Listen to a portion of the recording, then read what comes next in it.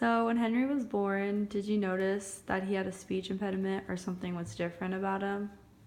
It Like, wasn't obvious when he was born. About the age of 2.5 is when I noticed that he wasn't doing the usual baby noises. And the reason why I knew that because you already had been born. So because at that age you already had started to try to speak, he at 2.5 still wasn't doing any of that.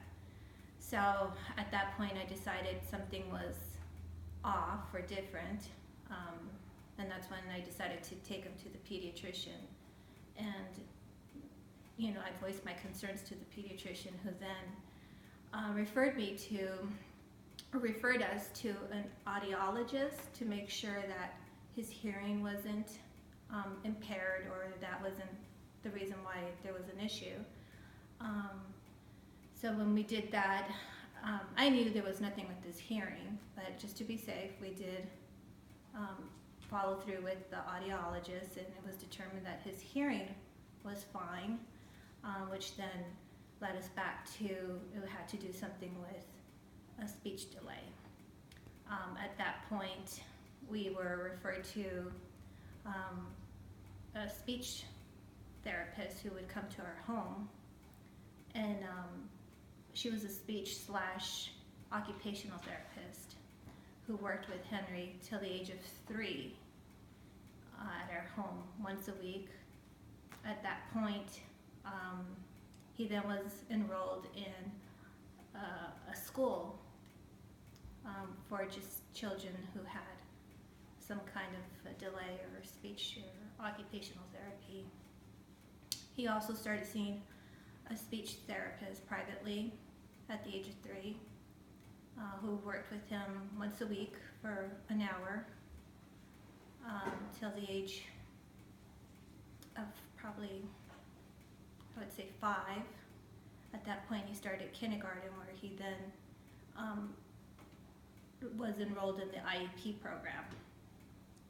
how were the IEP meetings? I always found them very informative. They always kept me updated when he was reaching certain goals that they had set for him. They always kept me very well informed. When we did have a meeting schedule, I always found him very courteous, very respectful. There was never any issue. And you have all his IEP records right there. I do, just because I like to see how much he has advanced and has developed, and how far he has come. At the home, did you do any extra exercises with him? We did. When he was younger, he did have issues with sensory issues.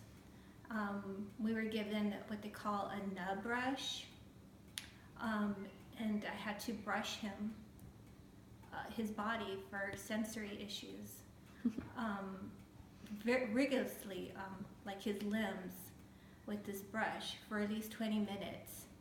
And it caused his skin to turn red, just because, but it was something that he had problems with his sensory development as well as his speech. Everything, from what I understand, is connected.